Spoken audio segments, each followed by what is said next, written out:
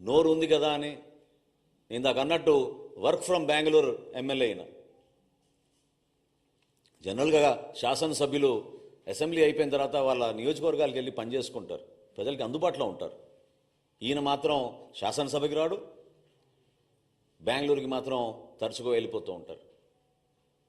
ఏ విధంగా మీరు ప్రజా సమస్యలపైన మీరు నిలబడతారు చెప్పండి? ప్రజలు మీకు ఒక శాసనసభ్యుడిగా మిమ్మల్ని ఎన్నుకున్నారు కదా, దాన్ని మీరు గౌరవించాలి కదా, నిలబడాలి కదా. ఇవన్నీ విస్మరించి కేవలం ఇట్లా ప్రెస్ మీట్లు పెట్టి మీ క్రిమినల్ మైండ్, అంటే నేను అనేది ఈరోజు పవన్ కళ్యాణ్ గారిని ప్రత్యేకంగా టార్గెట్ చేయాల్సిన అవసరం దేనికోసం వచ్చిందంటే, తన రాజకీయ ప్రస్థానంలో ఈ విధంగా ఆయన ముందుకెళ్తూ ఉంటాడు, ఒక క్రిమినల్ మైండ్. మేము కూడా అనొచ్చు కదా, నువ్వు కోడి కత్తికి ఎక్కువ గొడ్డలికి తక్కువ అని. ఏ విధంగా బాబాయ్ హత్య జరిగిందో అందరికీ తెలుసు కదా. ఇది పద్ధత? ప్రజాస్వామ్యంలో మీరందరూ కూడా ప్రత్యేకంగా ఒక పద్ధతి ప్రకారంగా మాట్లాడుకోవడం అలవాటు చేసుకోవాలి.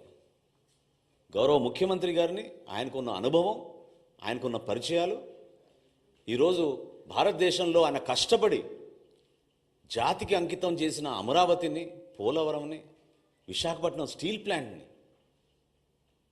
పూర్తిగా మీరు విధ్వంసం పాలు చేస్తే ఏ విధంగా కేంద్రానికి వెళ్ళి అక్కడ ఉన్న భారతీయ జనతా పార్టీ నాయకుల్ని, నరేంద్ర మోడీ గారిని, ఇతర నాయకుల్ని, ఆయన పవన్ కళ్యాణ్ గారు కలిసి రాష్ట్రాన్ని నిధులు తీసుకొస్తున్నారు.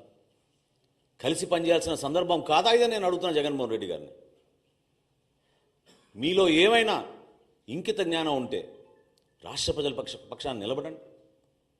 అభివృద్ధి కార్యక్రమాల్లో మీరు పాలు పంచుకోండి. సంక్షేమ కార్యక్రమాలు ఎక్కడైనా పొరపాటు జరుగుతుంటే ప్రభుత్వం దృష్టికి తీసుకురండి. ఎన్నికలు ఇంకా చాలా దూరంగా ఉన్నాయి మనకి. ప్రజలు మన ఎన్నుకుంది 5 సంవత్సరాల పరిపాలన అందించమని. అంతేగాని నోరు బారేసుకుని ప్రతిసారి మాట్లాడితే మాత్రం జనసేన పార్టీ మిమ్మల్ని ఈ విధంగా మీరు చేస్తున్న ఈ కార్యక్రమాల్ని ఖచ్చితంగా ఖండిస్తాం.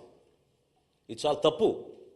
ప్రజాస్వామ్యంలో ఒక బాధ్యత గల వ్యక్తిగా, ఒక మాజీ ముఖ్యమంత్రిగా మీరు అందించాల్సిన సలహాలు, సూచనలు మీరు ఇవ్వండి.